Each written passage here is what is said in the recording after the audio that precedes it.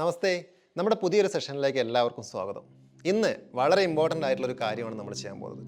നമ്മുടെ ലൈഫിൽ നമ്മൾ പ്രത്യേകിച്ച് ഇന്നത്തെ ഒരു കാലത്ത് നമ്മൾ ഏറ്റവും കൂടുതൽ ബുദ്ധിമുട്ടുന്നത് അതായത് മാനസികമായിട്ടുള്ള ബുദ്ധിമുട്ടുകൾ കൊണ്ട് തന്നെയാണ് അല്ലേ.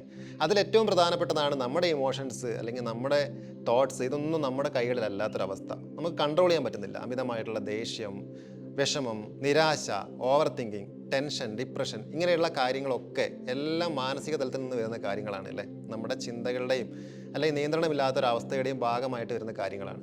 ഇതിനെയൊക്കെ നമുക്ക് എങ്ങനെ നിയന്ത്രിച്ച് കൊണ്ടുപോകാൻ പറ്റും? അതിലേറ്റവും പ്രധാനപ്പെട്ട ഒരു കാര്യമാണ് പ്രാണായാമങ്ങൾ എന്ന് പറയുന്നത്. പല തരത്തിലുള്ള പ്രാണായാമങ്ങളുണ്ട്. ഇത് ദിവസവും നമ്മൾ നിരന്തരമായിട്ട് പ്രാക്ടീസ് ചെയ്യുന്നതിലൂടെ ഇപ്പോൾ നമ്മൾ പറഞ്ഞതുപോലുള്ള എല്ലാ കാര്യങ്ങളെയും നല്ല രീതിയിൽ കൺട്രോൾ ചെയ്ത് മനസ്സിനെ ശാന്തമാക്കി വെക്കാൻ അല്ലെങ്കിൽ മനസ്സിനെ നമ്മുടെ കൈപ്പിടിയിൽ ഒതുക്കാൻ നമുക്ക് സാധിക്കും നിരന്തരമായിട്ടുള്ള പ്രാക്ടീസിലൂടെ. സോ ഇന്ന് നമ്മൾ ചെയ്യാൻ പോകുന്നത് ഏറ്റവും ഇമ്പോർട്ടൻ്റ് ആയിട്ടുള്ള ഒരു പ്രാണായാമമാണ്. ഭ്രാമരി പ്രാണായാമം എന്ന് പറയും. നമുക്ക് ഒരു ചെലവുമില്ലാതെ ദിവസവും വീട്ടിലിരുന്നു കൊണ്ട് പ്രാക്ടീസ് ചെയ്യുന്നത് വഴി നമുക്ക് വളരെ വലിയ മാറ്റം നമ്മുടെ ലൈഫിലും നമ്മുടെ മാനസികാവസ്ഥയിലും കൊണ്ടുവരാൻ പറ്റുന്ന ഒരു കാര്യം തന്നെയാണെന്ന് പറയും. തസ്മിൻ സതി ശ്വാസ പ്രശ്വാസ യോർഗതി വിച്ഛേദ പ്രാണായാമ എന്നാണ്. അതായത് നമ്മുടെ ശരീരത്തിലെ ഊർജത്തിൻ്റെ രൂപത്തിലുള്ള പ്രാണിക് ഊർജത്തിനെ ഒരു പ്രത്യേക രീതിയിൽ നിർത്തിവെക്കുന്നതും അല്ലെങ്കിൽ നിയന്ത്രിക്കുന്നതുമായിട്ടുള്ള ഒരു രീതിയാണ് ഇതെന്ന് പറയുമ്പോൾ.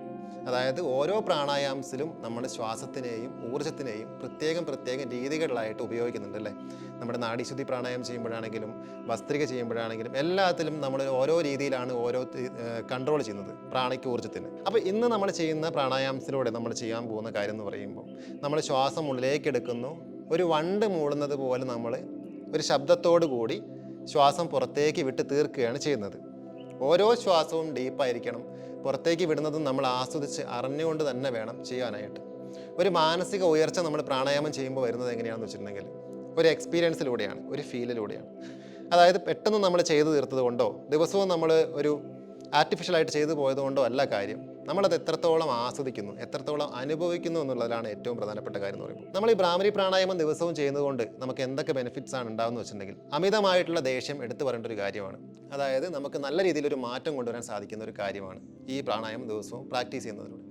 അതുപോലെ ഉത്കണ്ഠ, അതുപോലെ മനസ്സിനെ നല്ല രീതിയിൽ ശാന്തമാക്കി വെക്കാൻ സഹായിക്കുന്നുണ്ട്. നമ്മുടെ തൈറോയ്ഡ് ഗ്രന്ഥിയുമായിട്ട് ബന്ധപ്പെട്ട പ്രശ്നങ്ങൾക്ക് നല്ലതാണ്, വളരെ നല്ല കാര്യമാണ്. സൈനസ് ഇൻഫെക്ഷൻ, അതേപോലെ മൈഗ്രെയിൻ പോലുള്ള കാര്യങ്ങൾ, അമിതമായ ഉത്കണ്ഠ, ഹൈ ബ്ലഡ് പ്രഷർ, ഇങ്ങനെയുള്ള എല്ലാ കാര്യങ്ങൾക്കും വളരെ യൂസ്ഫുൾ ആയിട്ടുള്ള അല്ലെങ്കിൽ വളരെ ഫലപ്രദമായിട്ടുള്ള ഒരു പ്രാണായാമമാണ് ഭ്രാമരി പ്രാണായാമം എന്ന് പറയുന്നത്. നമുക്ക് ചെയ്തു നോക്കാം. പ്രാണായാമം ചെയ്യുന്നത് എങ്ങനെയാണ് ചെയ്തു നോക്കാം. നമ്മൾ മുൻപുള്ള വീഡിയോയിൽ നമ്മൾ നാഡീശുദ്ധി പ്രാണായാമവും മറ്റ് പല പ്രാണായാമസും നമ്മൾ ചെയ്തു പോയിട്ടുണ്ട്. അതിൻ്റെ കാർഡ് ഞാൻ മേലെ കൊടുത്തേക്കാം, അല്ലെങ്കിൽ താഴെ ലിങ്ക് കൊടുക്കുന്നുണ്ട്. ഒന്ന് ചെക്ക് ചെയ്ത് നോക്കുക.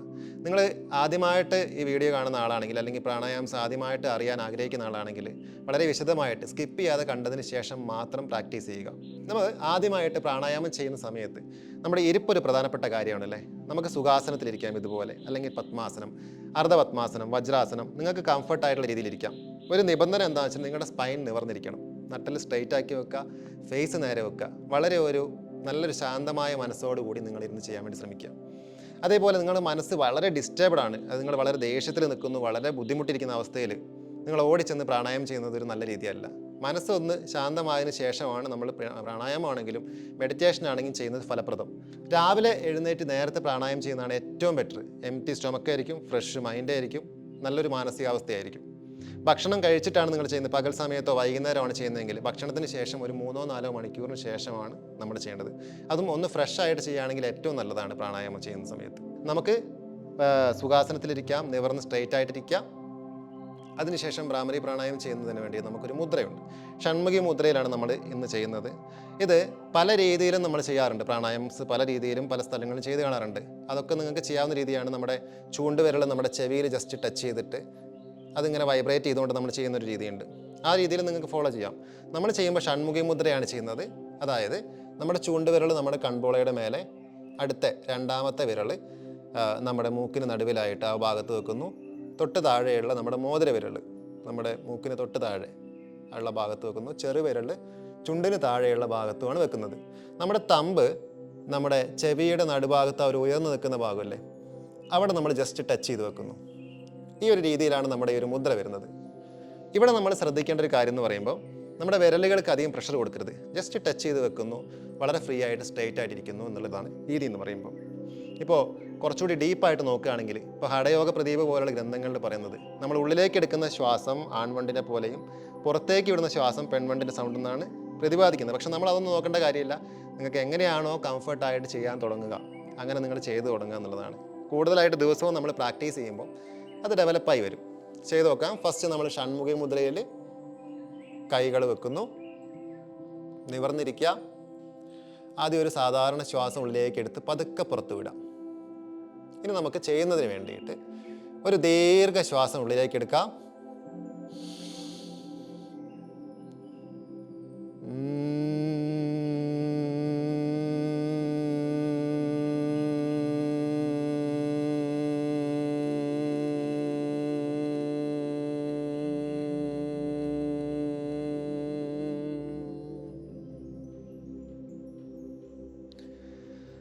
ഈ ഒരു രീതിയിൽ നമുക്ക് ചെയ്യാവുന്നതാണ്. ഇതിൽ ചെയ്യുന്ന സമയത്ത് നമ്മുടെ ശബ്ദം പ്രധാനപ്പെട്ടതാണ്. എപ്പോഴും ഒരേ ലെവലിൽ കീപ്പ് ചെയ്യുക. ആ ഒരു വൈബ്രേഷനും ആ ശബ്ദത്തിൻ്റെ മൂളലിൻ്റെ തീവ്രത, ടൈമിങ് ഒക്കെ ഒരേ ലെവലിൽ എപ്പോഴും കീപ്പ് ചെയ്യാൻ വേണ്ടി ശ്രമിക്കുക. അതായത് ഒരു കുറച്ച് സോഫ്റ്റ് ആയിട്ട് അധികം ഹാർഡായി പോകാത്തൊരു രീതിയിൽ ഒരു മീഡിയം ലെവലിൽ നമ്മൾ ചെയ്ത് കീപ്പ് ചെയ്യുക. അതേപോലെ ഒരു ശ്വാസം ഉള്ളിലേക്ക് എടുത്ത് നമ്മൾ ആ ശ്വാസം ഉപയോഗിച്ചിട്ടാണ് നമ്മളിങ്ങനെ മൂളൽ ശബ്ദം ഉണ്ടാക്കുന്നത് അല്ലേ, അത് മാക്സിമം ദീർഘിപ്പിക്കുക. അതിൻ്റെ അവസാന ഭാഗം ലയിച്ച് പോകുന്നത് പോലുള്ള ലെവലിൽ നിങ്ങൾ ചെയ്യുക.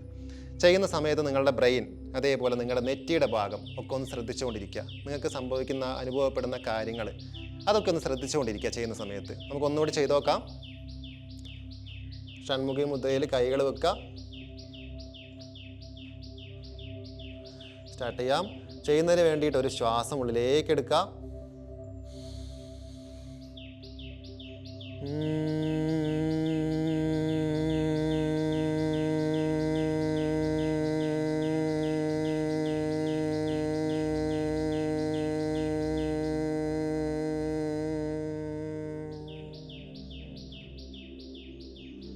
ഒന്നുകൂടെ ചെയ്യാം.